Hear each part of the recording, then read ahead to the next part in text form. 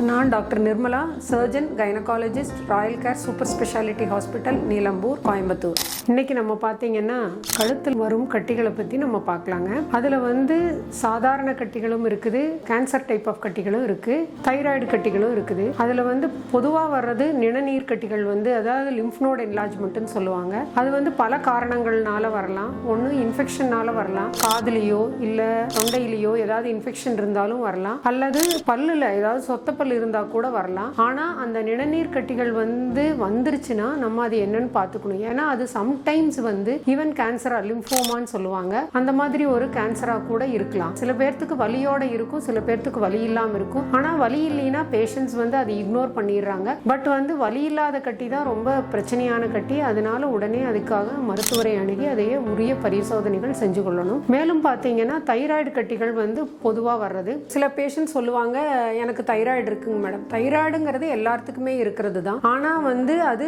கம்மியாக வேலை செஞ்சாலும் தைராய்டு கட்டி வரும், அதிகமாக வேலை செஞ்சாலும் தைராய்டு கட்டி வரும், அல்லது அதில் கேன்சராக இருந்தாலும் தைராய்டு கட்டி வரும், அல்லது தைராய்டைட்டிஸ்ன்னு சொல்லுவாங்க, அது ஒரு இன்ஃப்ளமேஷன், அதனாலையும் தைராய்டு கட்டி வரதுக்கு வாய்ப்பு இருக்குது. அதனால இந்த எந்த ஒரு கட்டியாக இருந்தாலும் அதை காய்டர்னு சொல்லுவாங்க. அதுக்கு உடனடியாக நம்ம மருத்துவர் அணுகணும். அதாவது சில சமயத்தில் தைராய்டு பிரச்சனை கட்டியே இல்லாமல் கூட வரும். அவங்களுக்கு ஹைப்போதைராய்டிசம்னு கண்டிஷன் இருக்கு. அதுல என்னன்னா உடம்பு சோர்வா இருக்கிறது, எதுலையுமே அவங்களுக்கு ஒரு இன்ட்ரெஸ்ட் இல்லாம இருக்கிறது, தூக்கம் ரொம்ப தூங்கிட்டே இருப்பாங்க, உடல் அதிகமான வெயிட் போடுவாங்க, அவங்களுக்கு பாத்தீங்கன்னா முகமெல்லாம் ஒரு ஊதுன மாதிரி இருக்கும், ஸ்கின் பாத்தீங்கன்னா ட்ரையா இருக்கும், அந்த மாதிரி ஒரு ஃபீச்சர்ஸோட இருப்பாங்க.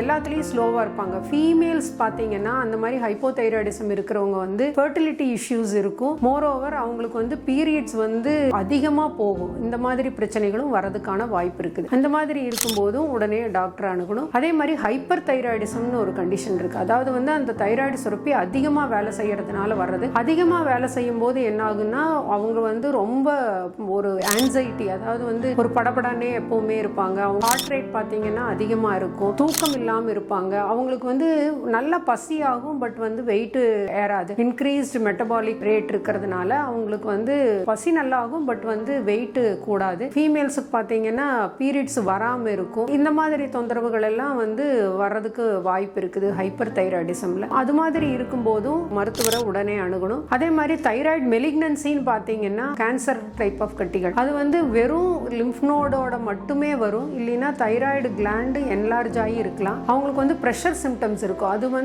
தைராய்டு கட்டிக்கு கீழே தான் மூச்சுக்குழல், உணவுக்குழல் எல்லாமே இருக்கிறதுனால அதையெல்லாம் அமுத்தும் போது நம்மளுக்கு முழுங்க முடியாமல் இருக்கிறது, அல்லது மூச்சு விடுறதுக்கு சிரமமா இருக்கிறது, அந்த மாதிரி தொந்தரவுகளும் வர்றதுக்கு வாய்ப்பு இருக்குது. அதனால இந்த மாதிரி பிரச்சனைகள் இருக்கும்போது நம்ம மருத்துவர் ஆனவங்க. இன்னொரு ப்ராப்ளம் என்னன்னா தைராய்டைட்டிஸ்ன்னு சொல்லுவாங்க. சம்டைம்ஸ் ஆட்டோ இம்யூன் டிசார்டர்ஸ்னாலையும் இருக்கலாம், இல்ல சம்டைம்ஸ் வேற ஹார்மோனல் இம்பேலன்ஸ்னாலையும் அது வரலாம். அதனால இந்த மாதிரி பிரச்சனைகள் எதுவா இருந்தாலும் நம்ம உடனடியாக மருத்துவர் அணுகி அதற்கான உரிய சிகிச்சைகளை நம்ம எடுத்துக்கொள்ளும் பட்சத்தில் நம்ம பிற பின் விளைவுகள், அதாவது இந்த ஹைப்பர் தைராய்டிசம் எல்லாம் பார்த்தீங்கன்னா ஹார்ட் ரேட்டை இன்க்ரீஸ் பண்றதுனால அது இருதயத்தையே பாதிச்சு அது ஹார்ட் ஃபெயிலியர் வரைக்குமே போறதுக்கான சான்ஸ் இருக்குது. அதனால உடனடியாக நம்ம மருத்துவரை அணுகி அதற்கு உரிய சிகிச்சைகளை எடுத்துக்கொள்ளணும்னு நம்ம கேட்டுக்கிறோம். அதே மாதிரி இன்னொன்று டெவலப்மெண்டல் ப்ராப்ளம்ஸ்னாலையும் கழுத்துல கட்டிகள் வரலாம். ஒரு நீர் கட்டி மாதிரி அது இருக்கும், அதுவும் பெயின்லெஸ்ஸாக தான் இருக்கும், இருந்தாலும் அதுக்கும் மருத்துவரை அணுகி பார்க்கணும்.